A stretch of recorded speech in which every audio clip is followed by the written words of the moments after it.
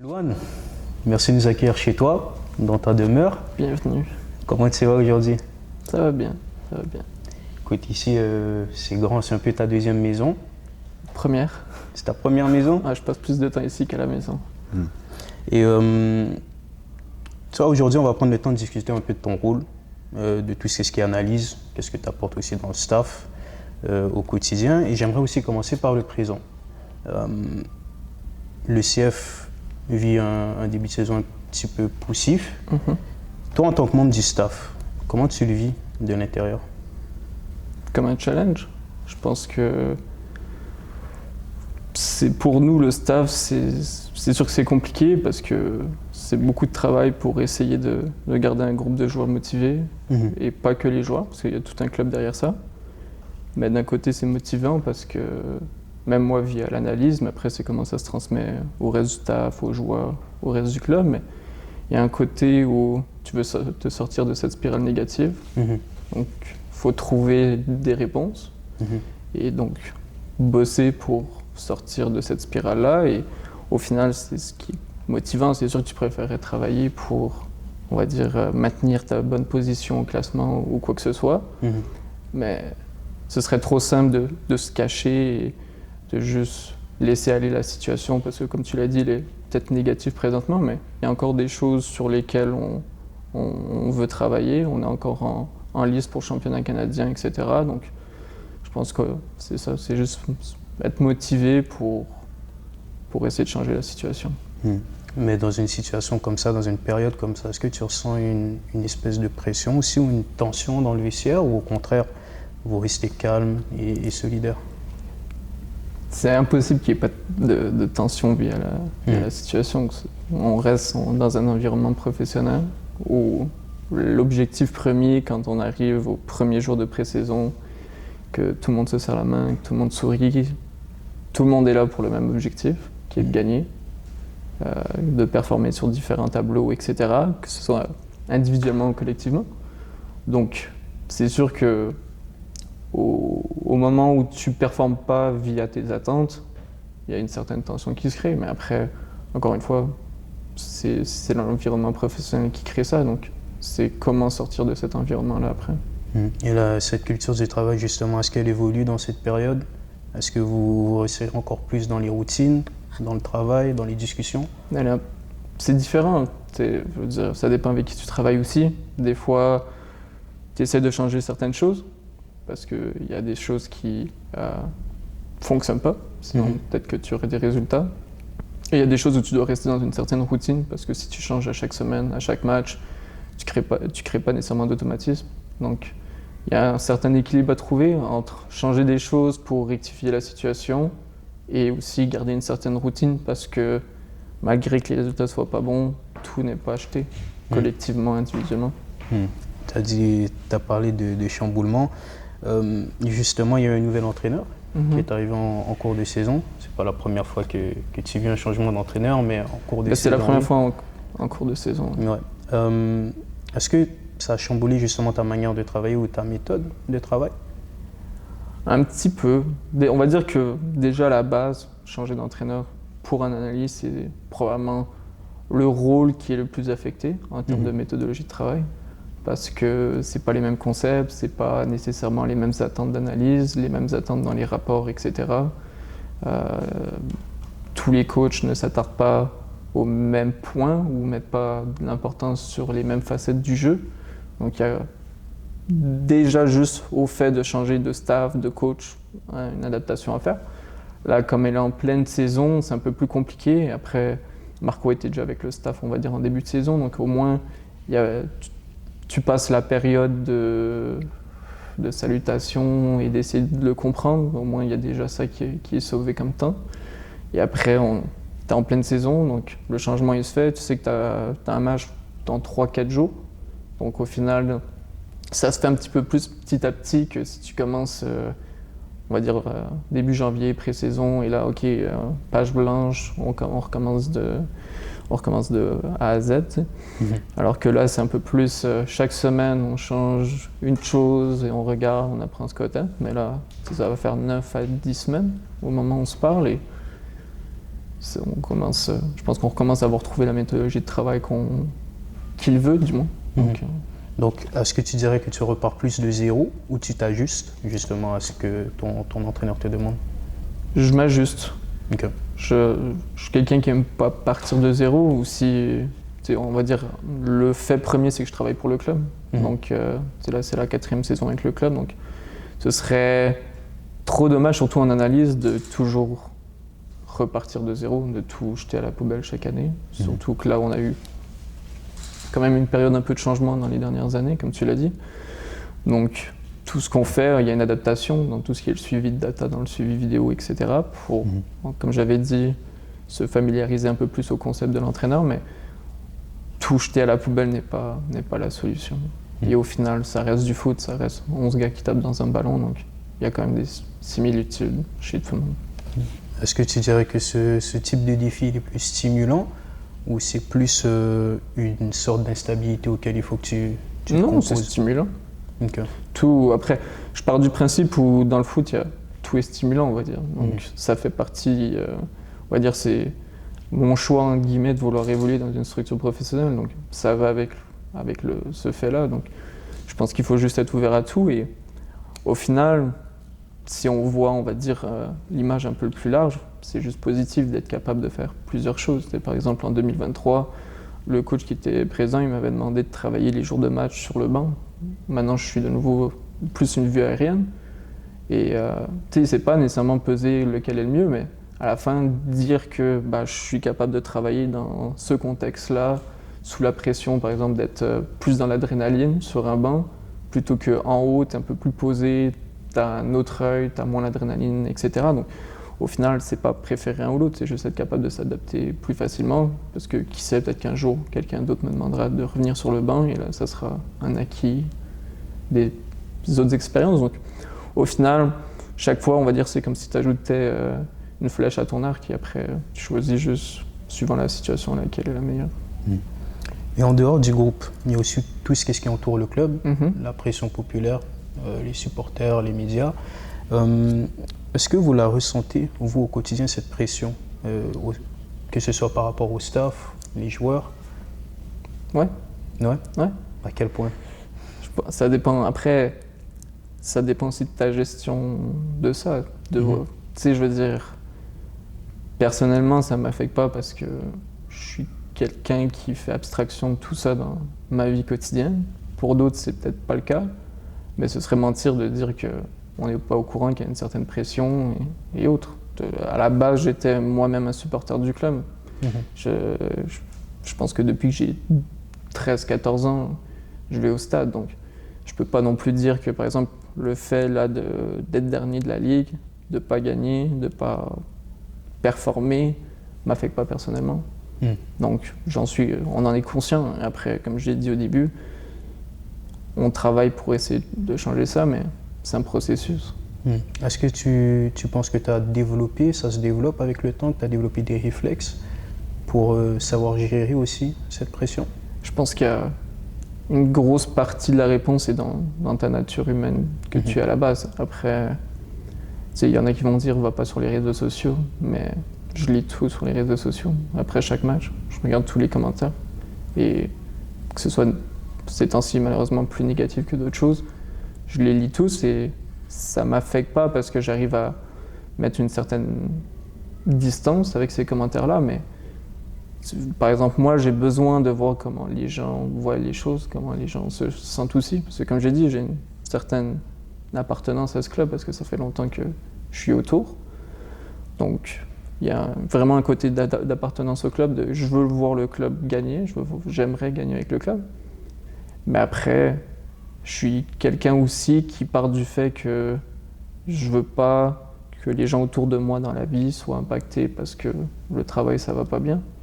Et donc, et même pour le travail, tu vois, je peux pas couler psychologiquement à cause de tout ça, et après que au travail, mes analyses, etc., soient plus bonnes. Parce qu'au final, c'est tout est lié, tu vois. Donc si tout ça m'affecte, après mes analyses elles sont moins bonnes, c'est moins lucide, sur les matchs on est moins lucide et ça on va dire, ça met de moins en moins l'équipe dans dans un environnement où il peut performer. Surtout que là on a besoin de cet environnement pour performer, qui au contraire qu'on soit fort psychologiquement et que au moment où c'est pas facile, qu'on se pousse les uns vers les autres vers le plus haut niveau.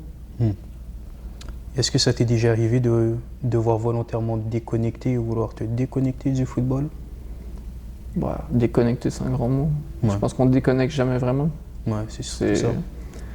C'est dur parce que, on va dire là on est au mois de juin quand on se parle là et c'est la première fois où depuis 6 mois que j'ai 2 journées off de suite.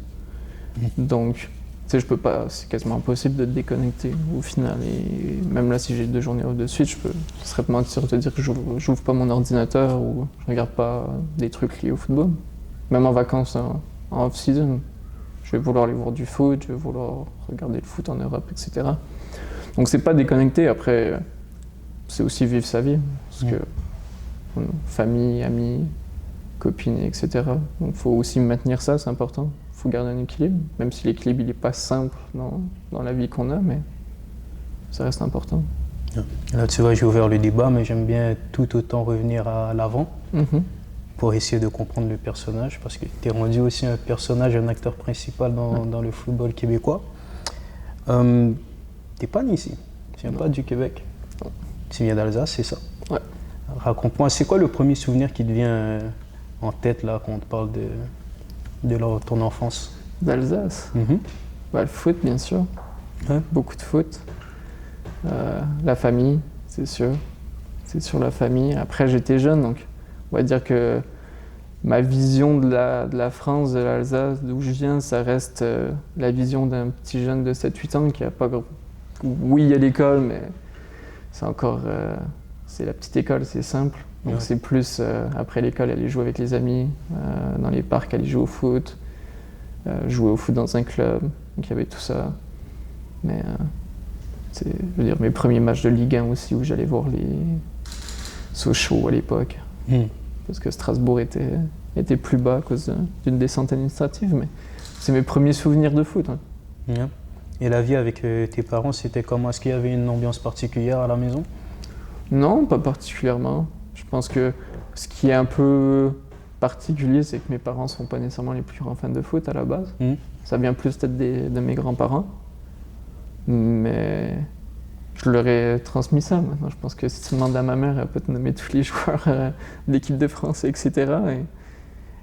Et souvent, et longtemps en fait, vu que je suis tombé amoureux du foot rapidement, je sais que mes parents, à chaque fois qu'on faisait un voyage, quand on était en Europe, c'était pour aller voir un stade de foot ou autre. Donc, quand on allait passer un week-end, on allait à Barcelone pour voir le Camp Nou, on allait à Londres pour visiter Stamford Bridge, des trucs comme ça. Tu sais, je sais qu'ils faisaient tout pour que moi je reste un peu dans cette sphère de football. Ils savaient à quel point c'était important pour moi, mais eux en tant que tels, ça n'a jamais été des grands fans de foot. Donc alors, t'es tombé dans le foot comment? T'as dû négocier alors ta première paire de crampons? Non. Non? Non, pas du tout. Alors, en plus, c'est un peu cocasse parce que, ça, je me rappellerai toujours, je pense que mon premier entraînement de foot, quand j'étais plus jeune, j'étais vraiment très, très gêné. Et je me rappelle que c'était mes grands-parents qui m'avaient amené à l'entraînement et j'avais pleuré comme pas possible pour pas aller sur le terrain.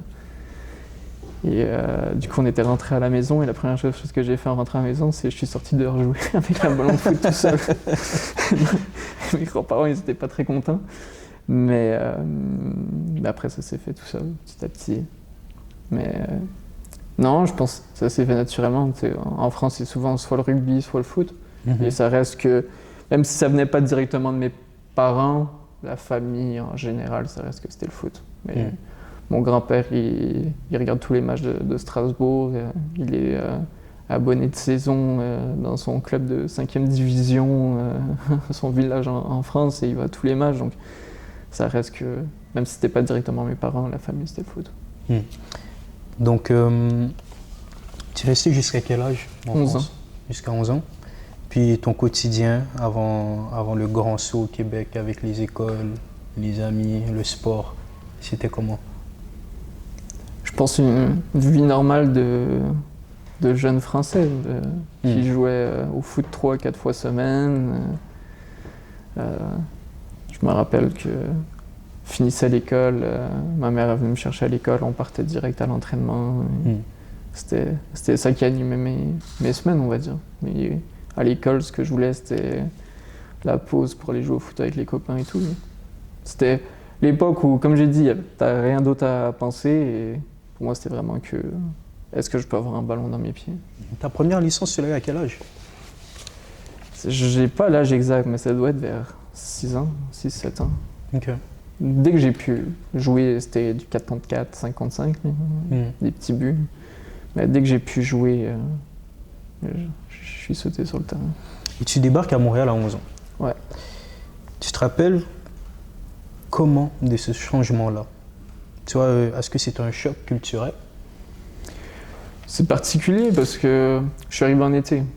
Ok. Donc, je suis arrivé début août. Et du coup, j'avais comme 2-3 semaines avant la reprise de l'école. Ok.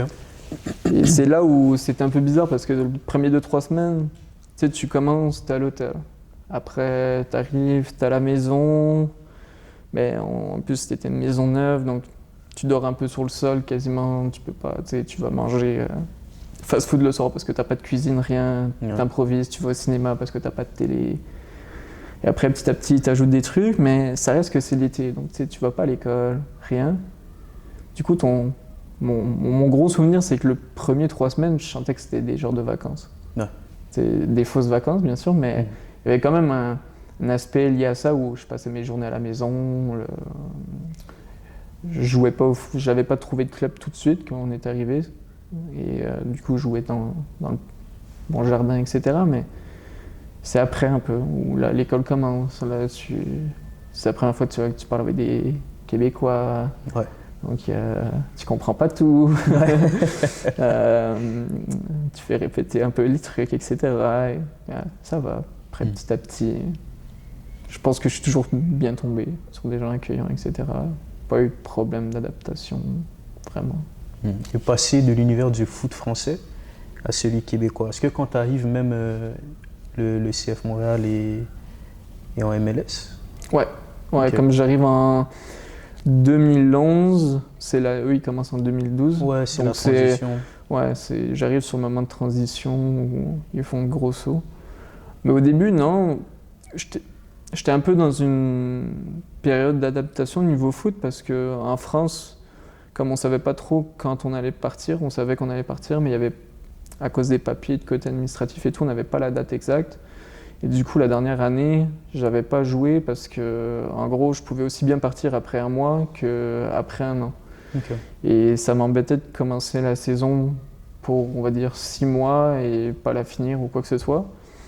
Et du coup, j'avais arrêté. Et au final, on était parti très tôt sur on va dire la planif qu'on s'était donnée.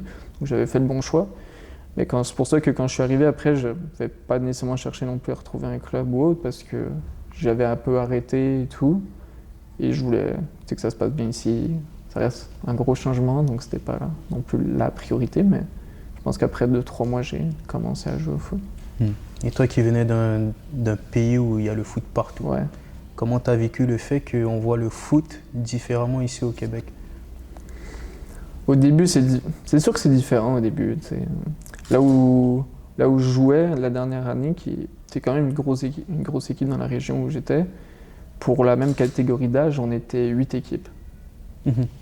Donc, j'étais habitué à 10 ans que je recevais une convocation après le dernier entraînement avant le week-end, où ça te disait « Ok, t'es convoqué dans quelle équipe, etc. » Et à ce moment-là, moi j'étais gardien et je jouais tout le temps dans la seconde équipe, pas dans la première, dans la seconde. Donc quand je suis arrivé ici, je voulais plus être gardien, je voulais changer. Je voulais autant changer et tout changer, tu vois. Ouais. Et donc ça a fait bizarre que quand tu arrives, c'est « Ah vas-y, c'est une équipe ». Et après, il y a d'autres clubs, tu sais, maintenant.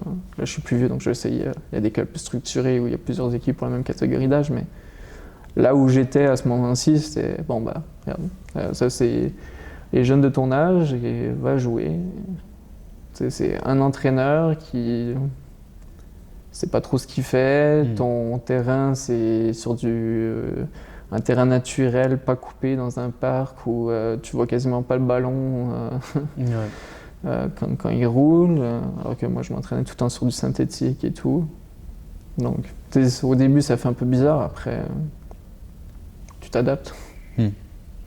Et est-ce que ça t'a obligé à repenser ta manière de voir le foot ou même ton rapport avec la compétition?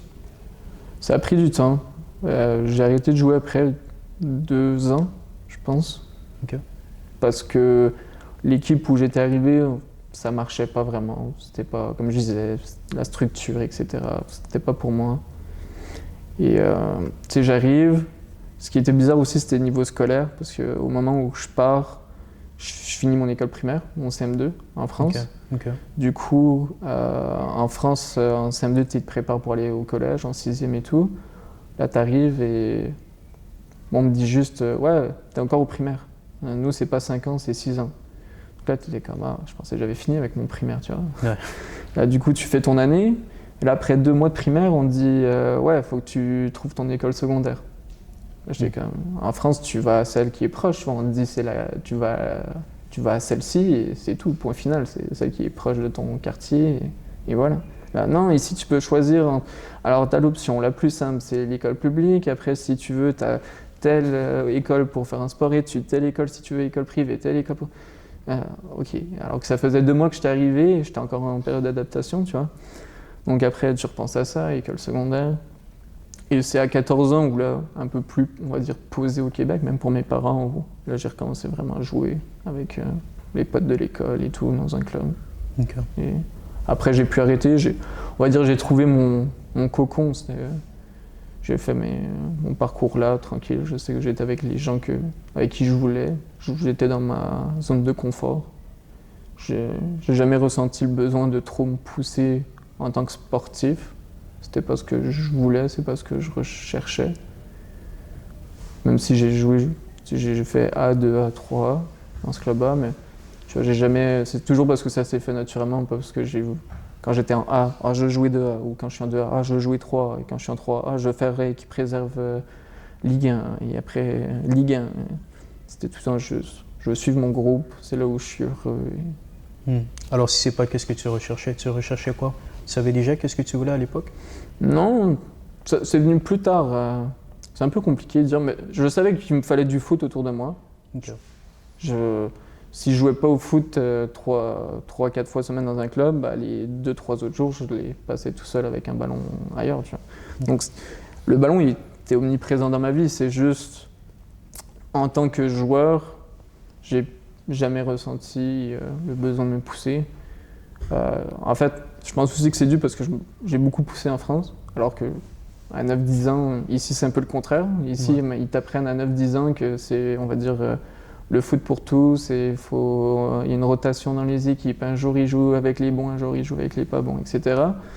Alors que moi, à 10 ans, j'étais stressé après l'entraînement du vendredi parce que, comme je disais, je recevais ta convocation et si tu te plantes sur tes 2 entraînements de la semaine à 9 ans, au lieu de passer avec la 2e équipe, tu passes avec la 6e.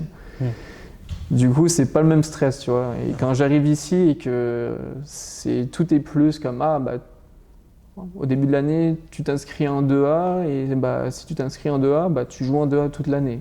Même si t'es pas bon, il n'y a personne qui va rien te dire. Si t'as payé, il n'y a pas de souci.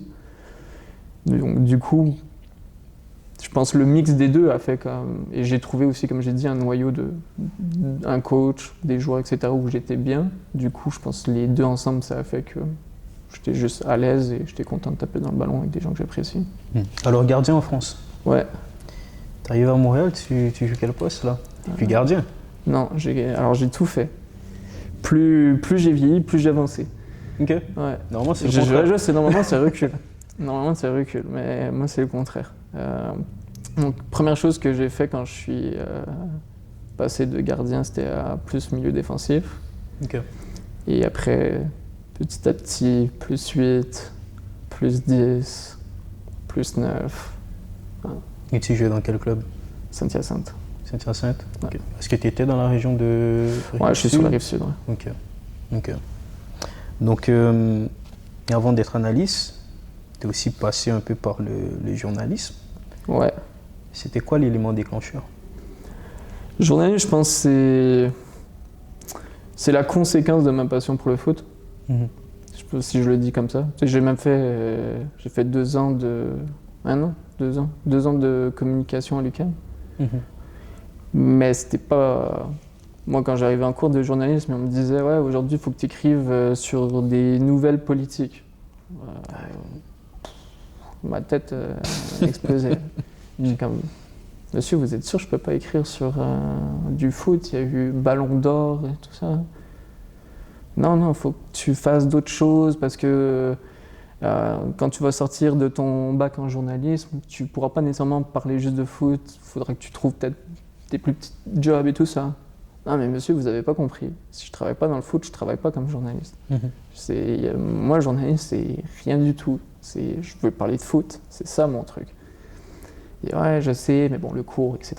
Je suis pas battu. Mais le journalisme, c'était vraiment, on va dire, un prétexte pour parler de foot. Et ça s'est fait via les autres. Ça s'est fait d'abord par Twitter, où j'ai juste commenté les opinions, comme les gens font maintenant sur nous. Et du coup, il y a des gens sur des plateformes indépendantes qui me disent « Ah, t'es cohérent, t'as pas envie d'écrire un truc plus sérieux, de prendre le temps et tout ça. » Ça, je pense que les gens aimeraient. Et c'est parti de ça. C'est parti de juste en fait commenter sur les réseaux sociaux, autre que « Ah, vous êtes nul, vous êtes bon ». Et dire « Ah, tel joueur, je trouve qu'il n'a pas performé parce que il fait des passes en arrière, il a manqué ça. » Ah, faire un peu plus de contenu, essayer de faire des entrevues avec des joueurs et tout ça. Et même quand c'était des entrevues avec des joueurs, c'était pas... Ça n'a jamais été dans le buzz de « Ah, tel joueur va signer là-bas ». C'était tout le temps « Ah non, ce joueur-là, sa routine d'avant-match, c'est ça, son parcours est atypique, blablabla ». Beaucoup de contenu tactique, essayer d'éduquer un peu le public québécois sur c'est quoi des demi-espaces, c'est quoi des différents schémas tactiques, ce que ça provoque. On ne joue pas juste avec une défense à 3 pour s'amuser. Parce que je me rappelle Thierry Henry, quand il est arrivé en 2020, son combat avec les médias pour expliquer qu'une défense à 5, c'était pas nécessairement plus défensif qu'une défense à 4.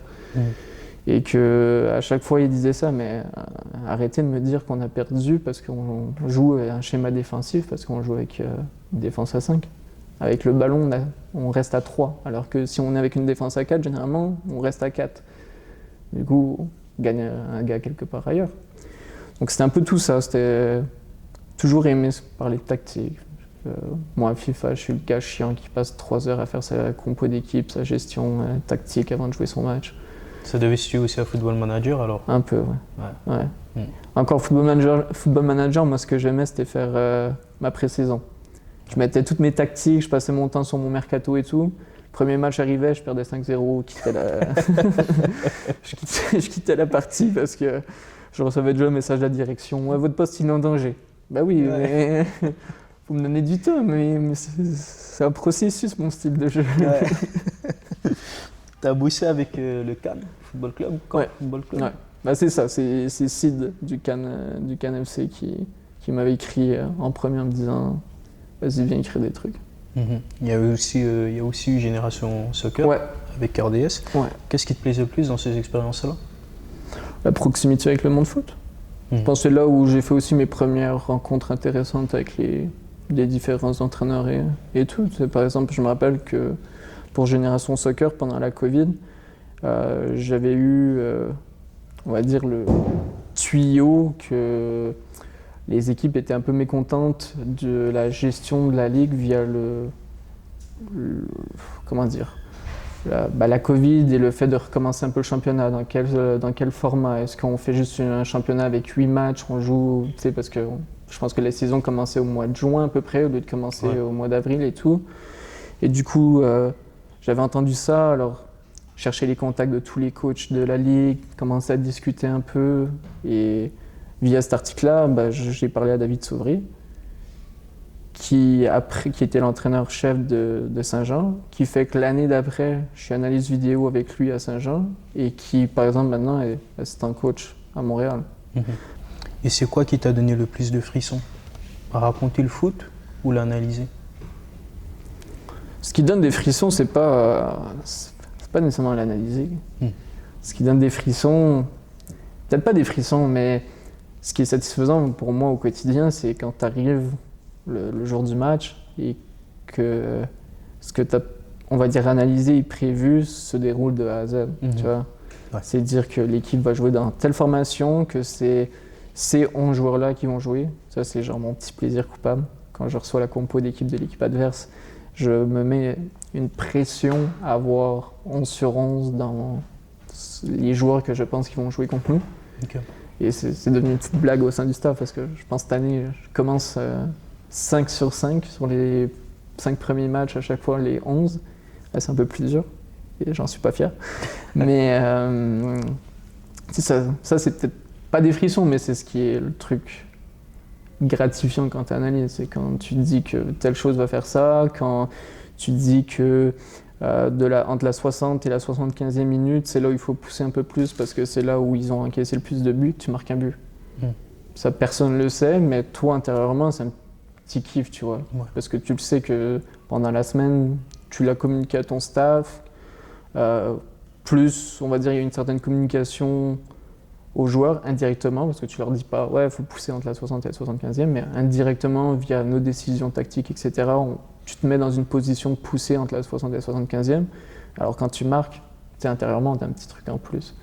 Donc c'est plus ça qui est le plus, le petit frisson. Ouais. Mais en tant que journaliste, Ouais. à quel moment tu t'es dit, ok, je veux basculer vers justement l'analyse et la perf sur le terrain? Ça se fait dès 2021. En 2021, je pense que ça fait déjà 2-3 ans que j'écris un peu.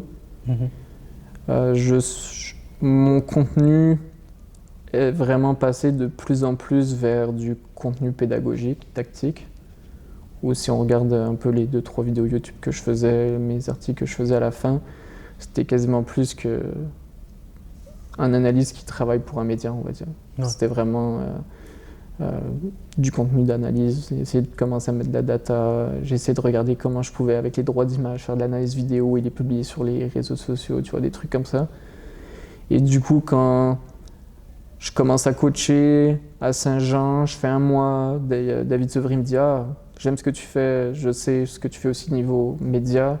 Est-ce que tu n'as pas envie de faire la même chose avec le groupe semi-pro? J'aimerais ça te prendre dans le groupe. » Et là, je commence avec eux et là, je fais comme « Ah, j'aime ça. » Une proximité avec les joueurs, c'est cool.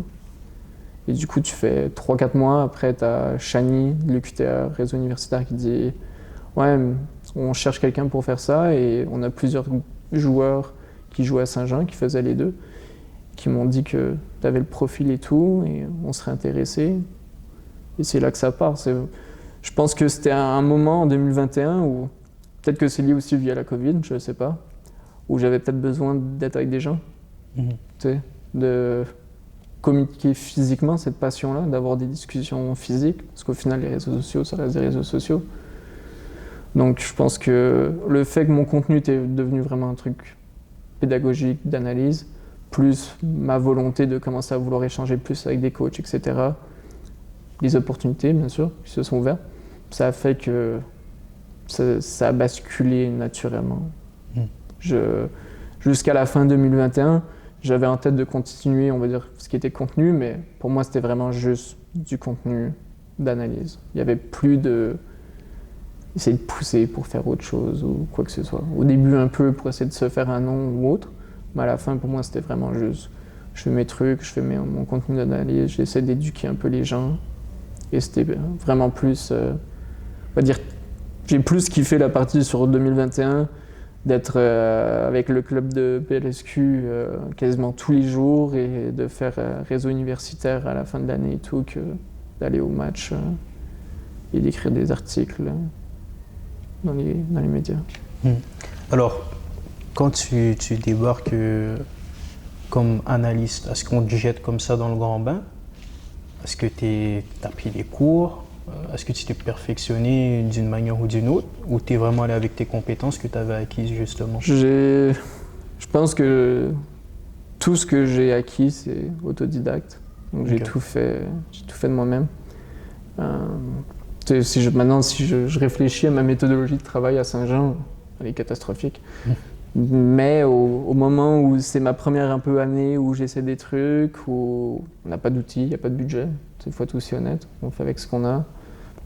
On a quand même réussi avec le staff, on était beaucoup, c'était vraiment cool cette année-là, à mettre des choses en place pour les joueurs et tout.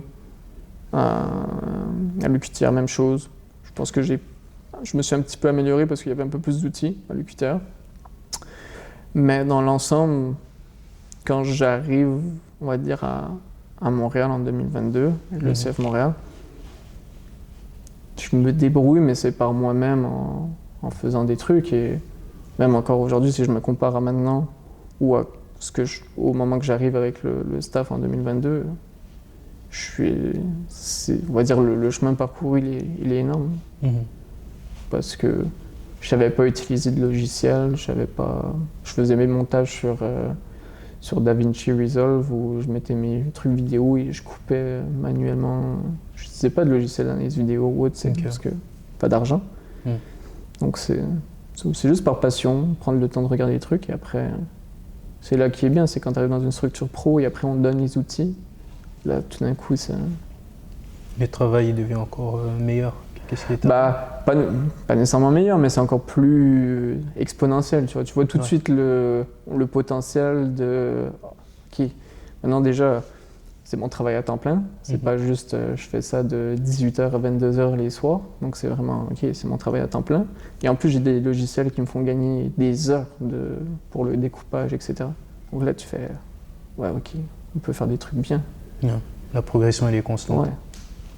Est-ce qu'aujourd'hui, avec du recul, tu vois ça comme une suite logique ou comme un vrai virage dans ta vie professionnelle? L'analyse? Le fait d'être passé de journaliste à analyste? Je pense que c'est la suite logique. Okay. Je pense qu'au final, c'est juste... Je pense que tous ceux qui me connaissent en tant que joueur sont pas surpris. Parce que j'étais toujours celui qui veut comprendre ce qu'on fait, qui parle de schéma tactique, qui pose des questions à l'entraîneur, etc. J'ai toujours été intéressé par ça. Donc je pense plus que, on va dire, tout le monde n'était pas surpris que je parle de foot, et ceux qui me connaissent bien sont encore moins surpris que je suis passé plus du côté terrain parce que j'ai envie d'avoir cette interaction-là avec le milieu de foot. Parce que je me rappelle aussi à l'époque, moi je t'ai connu sur Twitter. À l'époque, je te voyais au match du CF Montréal. C'était quoi justement cette espèce de vibe-là?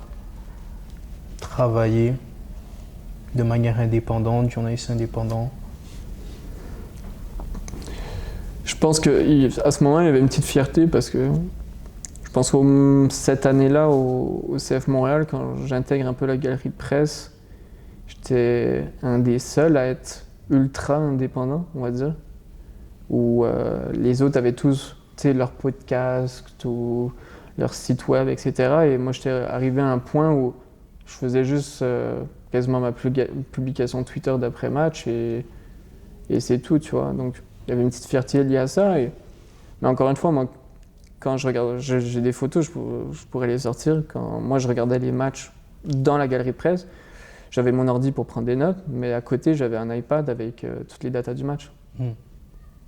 Et donc, j'ai toujours eu cet intérêt de « Ah, ok, l'équipe n'a pas bien joué en première mi-temps, ils ont moins de possession que l'équipe adverse, moins de tirs, moins d'entrées cibles, blablabla. » Je l'ai toujours eu, j'ai toujours essayé de chercher comment alimenter mes analyses via de la data, etc., créer des graphiques. Donc. Ouais, ce petit sentiment de... Je savais aussi, pas que je savais que j'étais pas à ma place, mais j'allais pas aux interviews d'après-match, les conférences de presse, ça m'intéressait pas. Parce que, de un, je me sentais pas à l'aise de poser des questions tactiques en conférence de presse, je pense pas que c'est nécessairement la place pour le faire, même si certains peuvent le faire.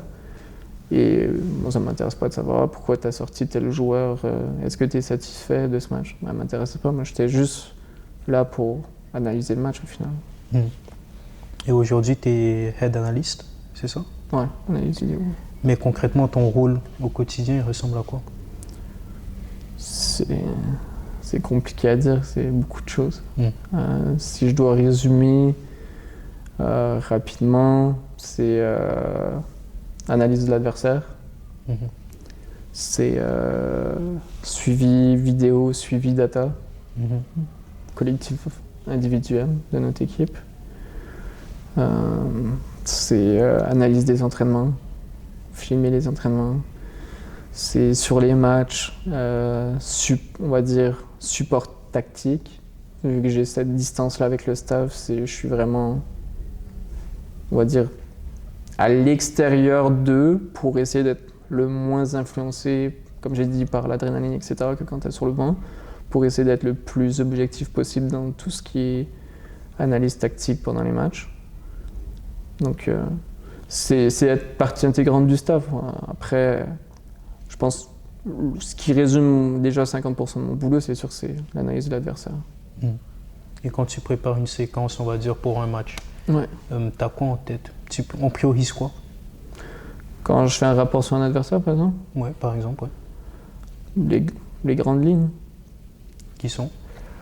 Ce qu'ils font dans chaque phase de jeu, offensivement, défensivement, sur tous les tirs du terrain, c'est les automatismes entre les joueurs, c'est l'analyse par ligne, c'est le relationnel, c'est beaucoup de choses. Au final, c'est de prendre tout et de le rendre simple, de le simplifier pour les coachs. Parce qu'au final, moi, je regarde 4 matchs pour un adversaire. Et donc, 4 fois 90 minutes, j'essaie de le résumer en 30 minutes vidéo, en intégrant de la data, etc. Et là-dedans, j'essaie qu'il y ait de tout. Donc, c'est sur on va dire, les schémas de base, on va dire telle équipe est un 4-2-3-1 sur un 6 mètres, et après ça, il passe en 3-2-5 avec un latéral qui va plus haut en phase de possession, etc. Mais après, c'est dire, ok, tel joueur fait beaucoup de rotation avec tel autre joueur, c'est lui, quand il est fatigué, il fait telle erreur, c'est lui, si tu le presses, généralement, il va perdre le ballon. C'est comment tu dois le presser pour qu'il perde le ballon.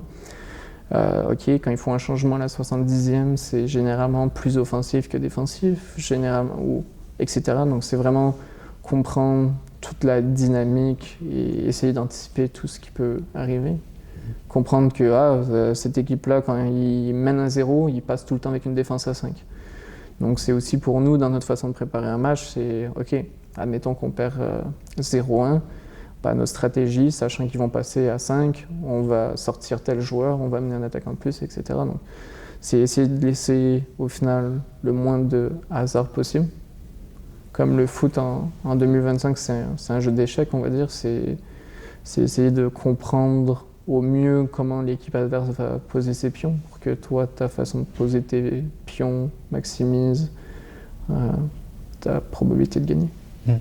Et tu bosses main dans la main avec les coachs? Ouais, quotidiennement.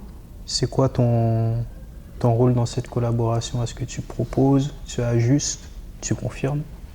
Un peu de tout. Okay. On va dire sur un premier temps, c'est d'informer. Donc via le rapport, etc., via des discussions, les tendances, etc. Après, c'est d'accompagner le staff sur le processus, on va dire, décisionnel, tactique, des ajustements, du choix peut-être de joueurs, etc.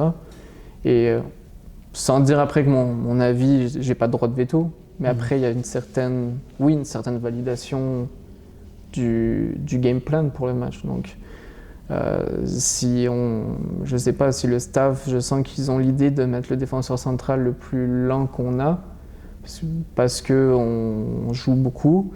Et que moi je sais que via les data, etc., que les deux attaquants adverses c'est des flèches, je vais lever la main et je vais dire c'est peut-être pas le bon match pour lui donner des minutes. On va peut-être plus le pénaliser que d'autres choses en le titularisant contre deux attaquants vifs et rapides si c'est peut-être nos défenseurs un peu moins mobiles.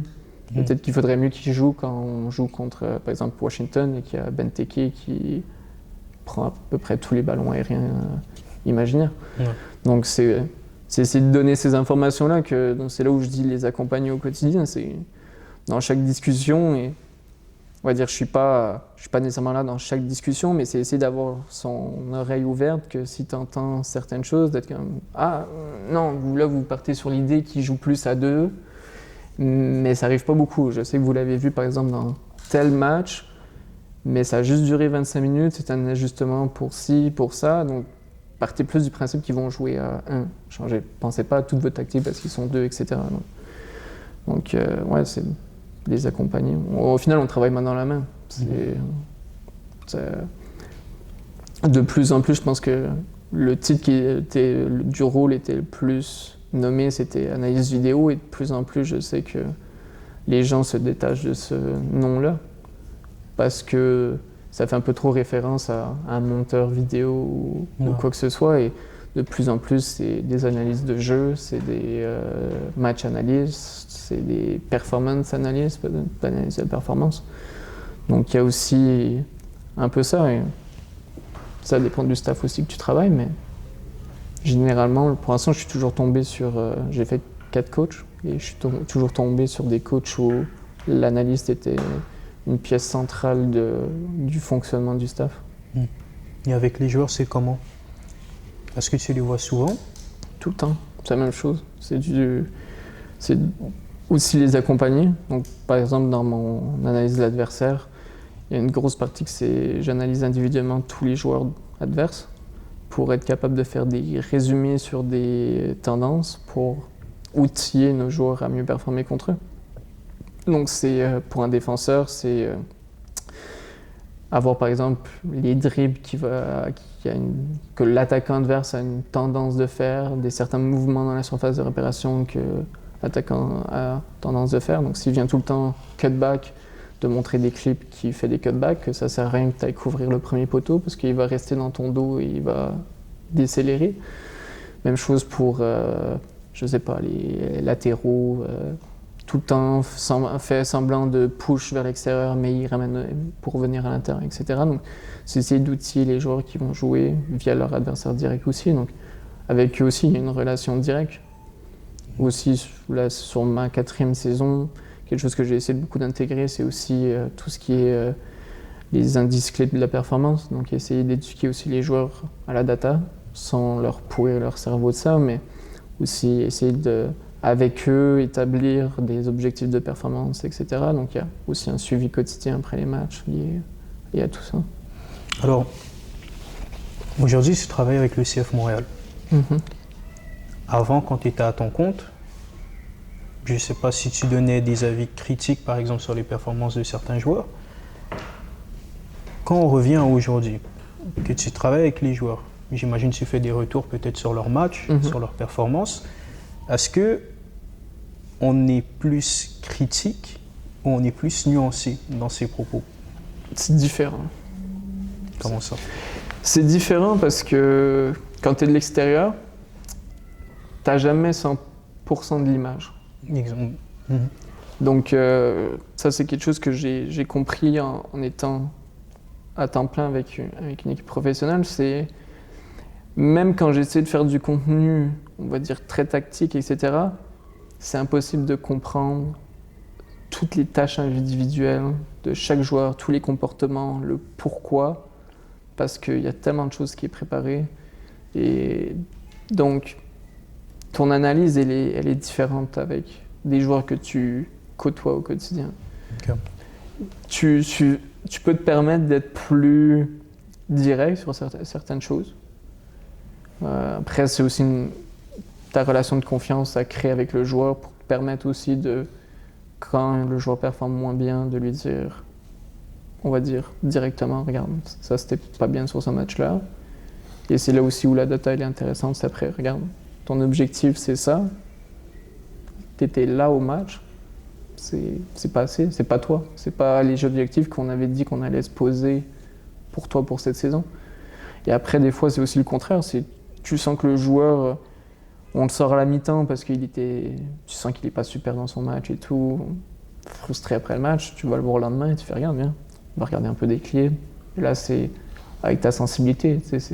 Alors que peut-être que quand tu es plus loin du groupe, tu te dis ah non, il a mal joué, c'est normal qu'il est sorti à la mi-temps. Là, c'est regarde, non, là, tu as fait des choses bien. il y a peut-être ce 10 minutes là où tu as un peu forcé les choses, tu as forcé une passe, tu as forcé 2 passes, tu les as manquées. Donc après, tu regardes ce dribble là juste après, tu le manques. Et c'est sûrement juste parce que pendant 5 minutes, tu as forcé 2-3 actions qu'après, ton autre 10 minutes, tu as basculé un peu dans quelque chose de négatif.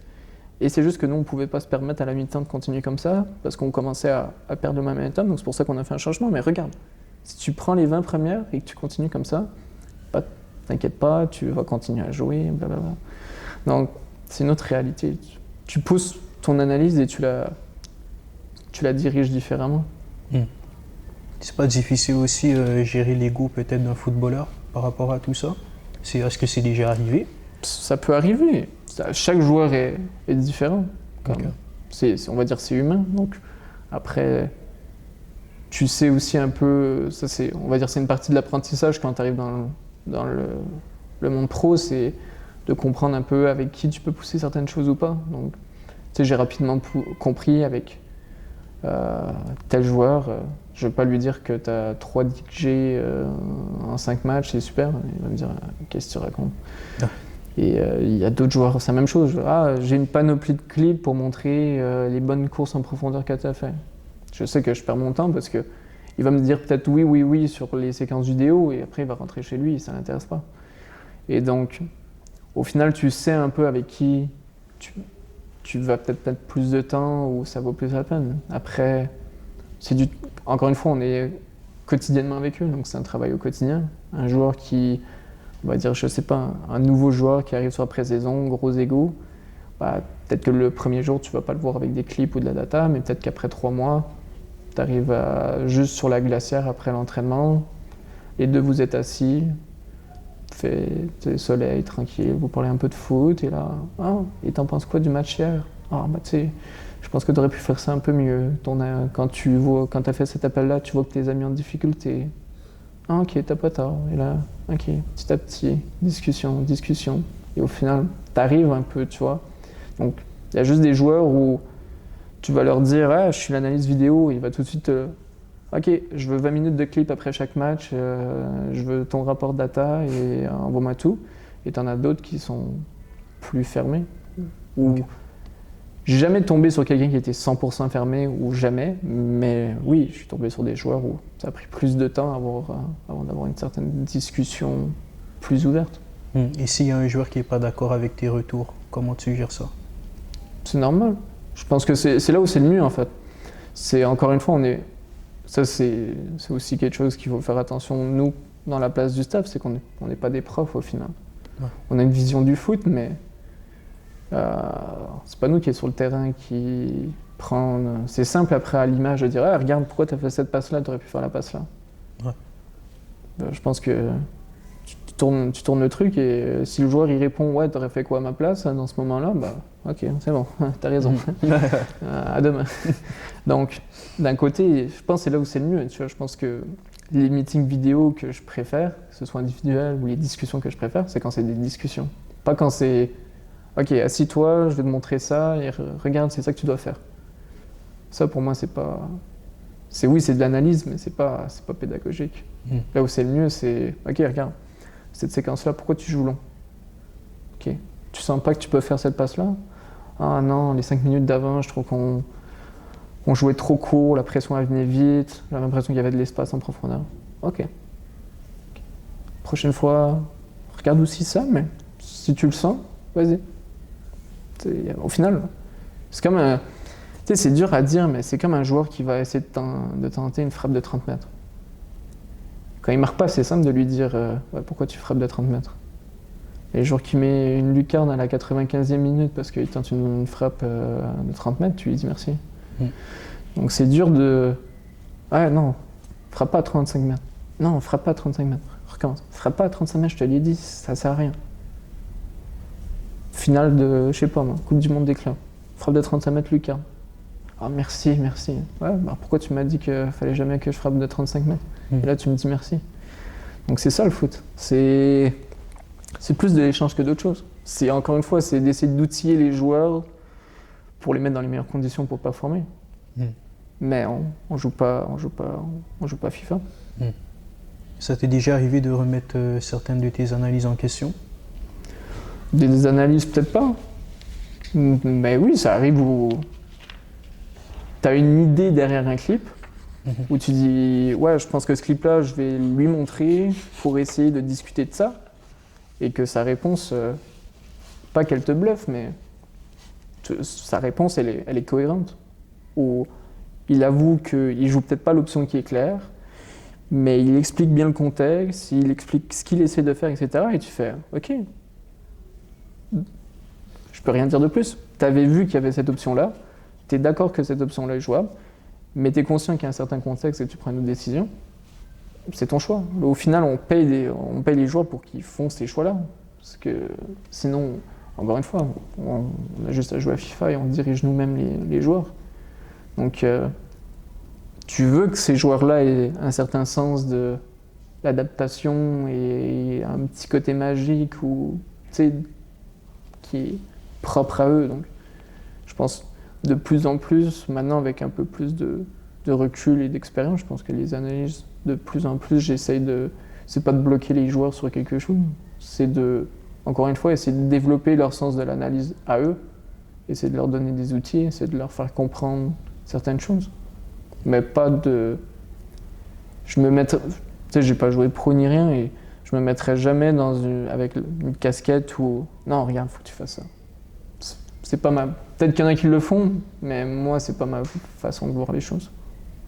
C'est intimidant des fois d'analyser des joueurs confirmés en MLS? Non. Non? Ça l'a jamais été non plus? Non, pas du tout. Pas du tout. On me pose la question souvent, ça fait quoi d'analyser Messi et tout, mais rien. Et pour les joueurs du CF Montréal? Je pense que c'est bien pour eux. Je pense que c'est bien pour eux que la Ligue a de plus en plus de gros joueurs, etc., et qu'elle se développe. Après, les joueurs, c'est la même chose. Eux, c'est une opportunité de se prouver via des joueurs qui ont manifestement réussi. Surtout que présentement, il y en a qui réussissent plus que d'autres dans la Ligue. Ouais. Mais c'est juste un défi de plus. Parce que, on va dire, si on prend maintenant Messi en exemple, c'est une opportunité de jouer contre lui. Mais ton opportunité, t'as pas envie de prendre triplé de Messi. T'as envie qu'il marque à 0 et t'as envie de dire à tes potes ouais, j'ai vu Messi, mais il a pas marqué contre moi. Et c'est la même chose pour les joueurs. Donc, tu vas pas nécessairement travailler plus fort, mais l'objectif, ça reste que, comme autre adversaire, c'est de minimiser la probabilité qu'il soit décisif. Et en tant que pointer une erreur claire à un joueur qui peut-être traverse une période difficile sur le terrain? Encore une fois, c'est via la confiance que tu as avec lui. C'est là où le travail, on va dire, tout ressort du travail quotidien que tu fais. Donc c'est ta personnalité avec eux, c'est un travail quotidien de pouvoir arriver au point de soulever, de présenter une erreur à un joueur qui n'est pas nécessairement en confiance. C'est un peu de la pédagogie aussi? C'est de la pédagogie, encore une fois. Okay. C'est une compréhension tactique, première, mais c'est aussi encore plus une compréhension humaine. Tu dois essayer de faire attention que ta parole soit entendue sans que ça paraisse comme un jugement. 100%. Et quand tu ouvres une vidéo après un match, c'est quoi la première chose que tu vas chercher? Je pense toujours lié à nous, en premier, donc plus lié tactique. Moi, c'est sûr que je suis quelqu'un qui aime le ballon et tout, donc je vais avoir tendance à regarder plus ce qu'on a fait avec le ballon que sans le ballon. Mais ouais, c'est sûr que moi, j'ai tendance à vouloir chercher le positif des matchs. Donc, j'essaie de trouver des séquences où on a essayé de reproduire ce qu'on a travaillé à l'entraînement, etc. Donc, on va dire surtout là dans un contexte où la saison n'est pas facile, où tu peux pas tous les jours montrer des images d'erreurs individuelles ou collectives. Il faut aussi montrer ce qu'on fait bien, parce qu'il y a des choses qu'on fait bien. Donc, c'est là où après c'est avoir une certaine expérience là-dedans, c'est essayer de trouver la bonne balance entre l'erreur et la réussite. Donc montrer les erreurs, parce qu'il le faut, parce que sinon on serait premier et on gagnerait tous les matchs, il n'y avait pas d'erreur. Donc il faut les adresser. Mais Encore une fois, c'est pas comme t'es pas prof d'école où l'élève n'a pas le choix d'écouter ton cours et de réussir ton cours s'il veut continuer. Là, si un joueur il veut te lâcher, il te lâche complètement. Et si ton groupe de joueurs te lâche, demain, tu n'as plus de travail. Parce que les joueurs seront, la plupart du temps, plus forts que ton staff. Donc, il y a un gros côté de lecture humaine là-dedans, au quotidien. Donc après, on va revenir encore une fois, pédagogie, etc. Mais c'est vraiment un tout, c'est la cohabitation du groupe, etc. C'est essayer de sentir les joueurs.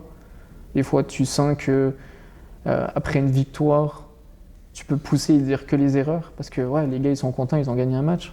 Donc, ok, ils sont contents qu'on a gagné un match. Ok, regardez, erreur, vous refaites ça au prochain match, on ne gagnera pas. Par contre, défaite crève-cœur, tu as fait un top match. Regardez les gars, top action. Regardez ça. Ça, c'est les 20 chances que vous avez eues dans le match. Ça, c'est vous les gars. 20 chances dans un match. Il n'y a pas des petites séquences de l'autre qui marque quasiment dans son but.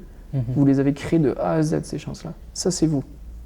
Donc ouais, vous avez perdu 1-0. Ouais, on a 0 point. Et ça, c'est vous, les gars. Et après, tu bâtis là-dessus. C'est une question aussi de dynamique collective. Dynamique collective, dynamique individuelle. Et tu regardes particulièrement les transitions, les liens avec l'attaque et la défense. C'est un peu de tout. Qu'est-ce que tu fais? Ouais, tout. Okay. Encore une fois, laisser le moins de variantes possibles au hasard. Il faut essayer de tout contrôler. Au final, tu ne peux pas tout contrôler, c'est impossible dans le foot. Mais il y a quand même une volonté de, comme je disais au début, de savoir de A à Z ce que l'adversaire va faire, les comportements. Et même chose pour nous. C'est essayer de, quand tu analyses le match, on va dire après le match, c'est tous les détails. C'est quand tu fais une passe sur le pied droit alors que le joueur il est gaucher. Qui à cause de ça, tu as perdu 2 secondes de temps d'avance. Qui à cause de ça fait qu'un joueur adverse a pu faire sa transition défensive, qui fait que ça bloque une situation qui était prometteuse. Donc c'est ces petits détails-là. Et après, tu les prends en compte et pendant la semaine, si c'est arrivé 10 fois, tu fais un exercice où tu fais que des passes. Faites juste des passes sur le bon pied de votre coéquipier. Vous allez déjà sauver 2 secondes. Donc c'est des trucs comme ça, donc c'est tous les petits détails. Et depuis que tu fais ça au quotidien, est-ce que tu as l'impression que ton regard sur le foot, il a changé? Ouais, je pense que oui. D'une certaine façon, oui, parce que tu essaies de tout comprendre à chaque fois. C'est dur de regarder maintenant un match juste pour kiffer. C'est ça que j'allais te demander. Tu es plus capable ou c'est dur? Il y a l'œil de l'analyste. Ouais, je pense que c'est possible au stade. Okay. Au stade, pour avoir fait l'expérience dans les dernières années, j'arrive à me laisser transporter par l'ambiance. Mais juste comme ça, c'est à la télé. Ouais. Des fois, j'exagère et je le dis en blague, mais j'ai l'impression que j'ai des lunettes gadget quand je regarde des matchs. Je vois des triangles, je vois des trucs qui bougent et tout. Des fois, c'est même chiant. Ouais. Parce que, on va dire, je sais pas, dimanche, c'est ma journée off. Je suis le matin avec mon café et tout. Tu sais, j'ai envie d'être tranquille dans mon canapé, regarder un match. Et tu regardes le match et tu commences à voir des trucs qui bougent et tout ça. Pas normal, quoi. C'est ta journée off. Ouais, tu veux pas, mais ça se fait tout seul. C'est là où c'est prenant. Est-ce qu'il y a des détails dans le jeu que tu trouvais secondaires avant qui sont devenus essentiels? Ouais, je pense beaucoup de choses, mais tout ce qui est individuel. Je pense que plus j'avance, plus le détail individuel il est fou. Au début, tu sais, même si tu parles avec des coachs en général, ils vont tout de suite te parler, ouais, mon projet collectif. Donc, ouais, le projet collectif. Mais après, c'est fou. Moi, j'aime trop tout ce qui est le rôle individuel dans le projet collectif. Après, il y a des coachs qui sont encore plus loin dans tout ce qui est le langage corporel, etc., sur orientation des épaules et tout. Ça, oui, bien sûr. Et moi, j'aime trop comment faire fonctionner un individu dans un collectif, etc. Comment on s'adapte à faire que tu es peut-être habitué d'avoir un ailier qui vient à l'intérieur, là, tu n'as que des ailiers qui restent sur la ligne. Comment tu fais, comment tu t'adaptes et tout. Donc, il y a tellement de choses qui est possible à faire. En tant qu'analyse vidéo, peut-être tu as une impression d'être mis peut-être de l'avant s'il y a une grosse défaite, s'il y a une claque, parce que c'est un peu ton travail, non? Comment on gère ça, justement un revers ou un score fleuve? Je pense pas que je me suis, on va dire, au sein du staff, j'ai jamais senti qu'il y a eu une pression de résultat via moi. Ok. J'ai jamais ressenti que on a perdu, c'est parce que l'analyste il a fait un mauvais boulot ou quoi que ce soit. Mais après oui, ça arrive qu'il y a des matchs où je suis un peu déçu du boulot que j'ai fait en amont du match parce que peut-être que je l'ai pas préparé comme je voulais, peut-être que je sais pas, le jeune de 18 ans qui avait jamais joué en pro, qui est rentré et qui marque un but, je m'en veux parce que j'ai peut-être pas regardé assez quel joueur pouvait potentiellement être là chez les jeunes et des trucs comme ça. Alors que je suis assez perfectionniste pour ça, donc j'essaie de connaître tous les joueurs de l'équipe A, essayer de connaître le plus possible les joueurs de l'équipe 2 pour essayer de comprendre qui peut monter, etc. Mais des fois, on fait des erreurs aussi. Surtout comme par exemple, là, ce mois-ci, on joue 8 matchs en 3-4 semaines. Donc 8 matchs en 3-4 semaines, comme je disais, c'est 4 matchs pour analyser l'adversaire et le match que, on va dire, sur le moment présent, plus le regarder une autre fois. Donc ça fait l'équivalent de 7 matchs pour un match. Fois 8 en un mois, ça fait quand même quelques matchs à analyser. Et encore une fois, c'est analyser, c'est pas regarder sur son canapé en mangeant des chips. Non. Donc, des fois, c'est, je dirais normal, mais j'aime pas, je veux pas dire normal parce que c'est mon boulot et je veux que ce soit parfait. Mais des fois, c'est normal de pas savoir qu'il y a une petite 16 ans qui a des grosses qualités de 1v1 qui vient de monter pour la première fois avec l'équipe première. Mais, il y a des matchs où ça s'est vraiment mal passé sur le terrain, où on avait l'impression d'être dans le flou, complètement tactiquement, ou pas du tout? Non, ça arrive. Ok.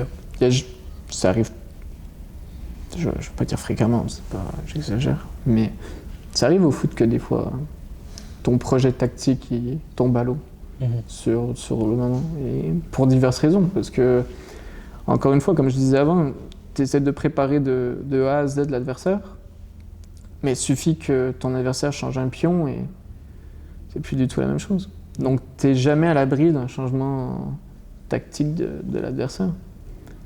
Et ça, tu dois t'ajuster sur le moment. Donc des fois, ça prend un temps pour s'adapter.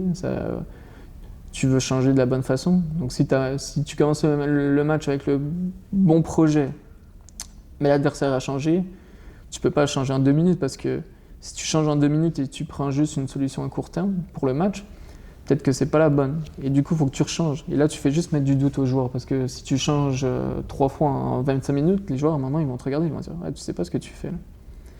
Donc, il faut aussi que tu gardes tes joueurs concentrés et que tu leur transmettes un message de confiance. Donc, c'est OK. Si on fait ça, qu'est-ce que ça change? Ah, mais tel joueur, il pourrait être libre. OK. Et si on change ça? Ah oui, mais alors s'ils changent ça, ils ont moins de pression sur le porteur du ballon derrière, donc ils peuvent construire plus rapidement. Ouais, non. OK. Est-ce qu'on reste en défensive man-to-man? Est-ce qu'on passe à plus 1 en arrière? Si c'est le plus 1 à l'arrière, est-ce que c'est un central en plus 1? Est-ce que c'est le 6 qui est en plus 1? Donc c'est peser le pour et le contre de tout avant de prendre des décisions. Donc ouais, non, ça arrive quand même souvent, pas souvent, mais ça arrive quand même que ce qu'on s'attendait au moment du coup d'envoi se déroule pas comme prévu. Et à l'intérieur du match, justement, cette prise de décision, elle se prend en 5 minutes, en 10 minutes, ça est-ce dépend qu'on du attend la contexte. mi-temps? Exactement. Ça dépend du contexte. Il y a des moments où tu dois le faire en 30 secondes. Okay. Il y a des moments en 30 secondes, via ton vécu de la saison, il faut que tu sois capable de prendre une solution.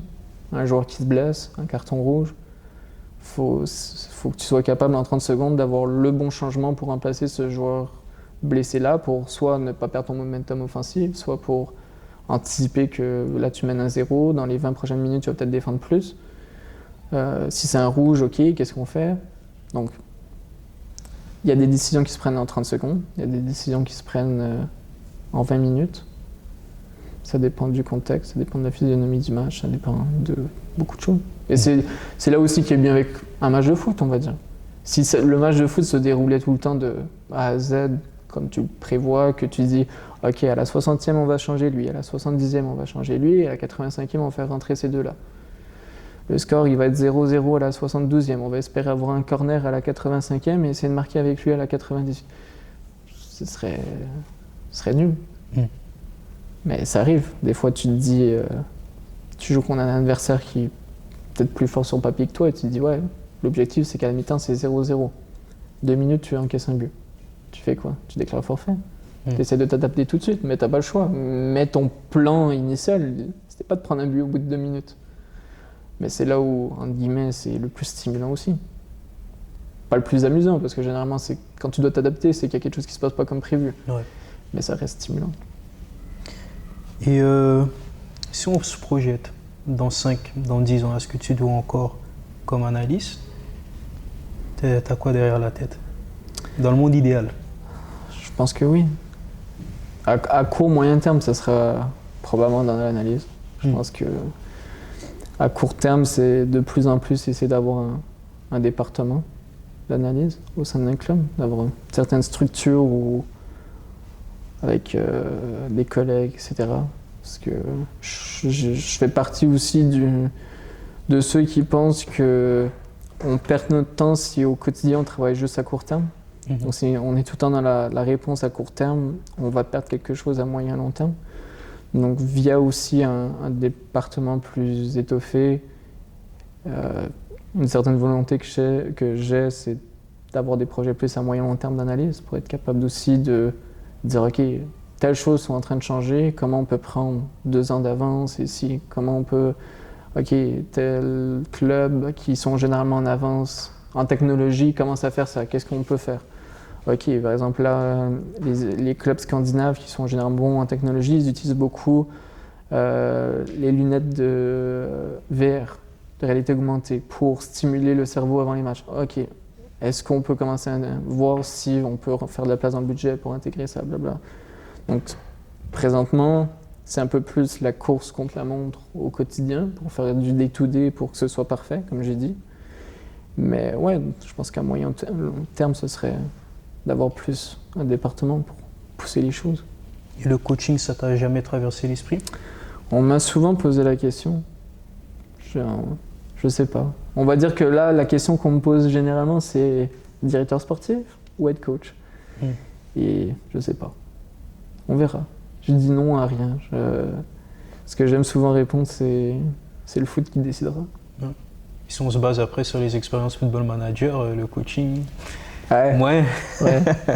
Bah, faut une structure qui me fait confiance. Pas que je reçoive une notification Football Manager que mon poste est en danger parce que j'ai pas gagné mon premier match. Ouais. Mais non, blague à part, c'est le foot qui mène ma vie, on va dire. C'est lui qui décidera, c'est les opportunités. Le monde pro, c'est aussi ça qui est compliqué d'un certain côté.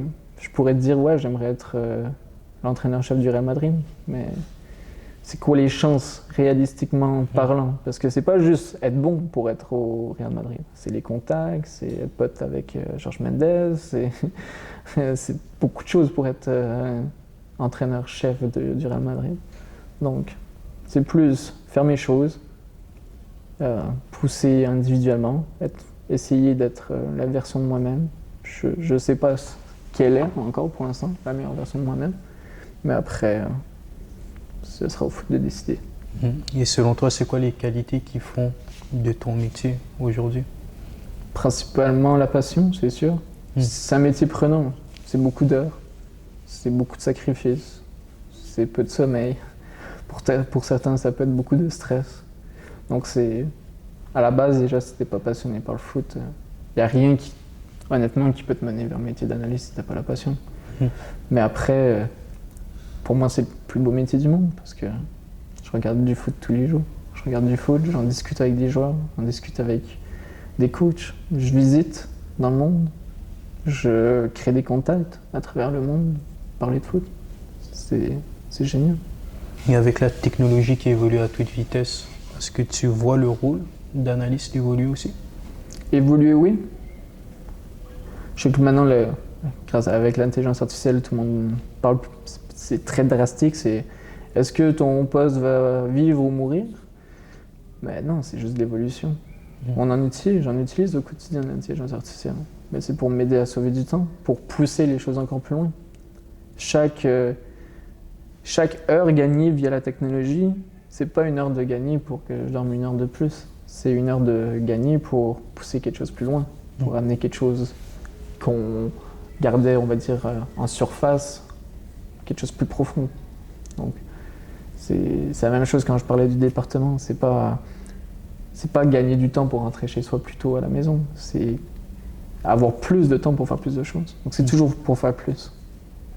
C'est quoi les applications, les logiciels qu'un analyste vidéo utilise au quotidien? On va dire, on a des data providers, donc tout ce qui est pour les ressources de data. Donc, on va dire, c'est un outil que je travaille quotidiennement avec. Ensuite, on a un logiciel d'analyse vidéo qui nous permet de séquencer les matchs, de séquencer les entraînements, créer des bases de données, des playlists, etc. Toujours avec des connotations footballistiques. Puis après, ça dépend des clubs, le reste. Il y a plein d'outils qui permettent de fluidifier ton travail. C'est des logiciels tierces qui sont capables de lier la data à la vidéo, donc tu es capable de pousser plus loin l'analyse. Après, la grosse partie, c'est ton ordinateur, ton logiciel d'analyse vidéo et des matchs. Et si quelqu'un parle de ton parcours, qu'est-ce que tu aimerais qu'on dise de toi? Atypique, persévérance. Il y a un côté que c'est comme un combat éternel contre moi-même aussi, par rapport à l'âge, où je vais être le premier à dire que je veux pas qu'on parle d'âge, que ce soit pour les joueurs, que ce soit pour un staff, que ce soit pour moi. Oui, j'ai 24 ans, mais si tout va bien cette année, je vais avoir 150 matchs pro, donc je veux pas qu'on me parle d'âge. Mais en même temps, via mon parcours, je pense que c'est important aussi de le résumer, que via le fait que je m'en fous, point d'exclamation, de mon âge, fait que je suis ici. Et au-delà de l'analyste, tu aimerais qu'on retienne quoi de la personne? La passion, dévouée.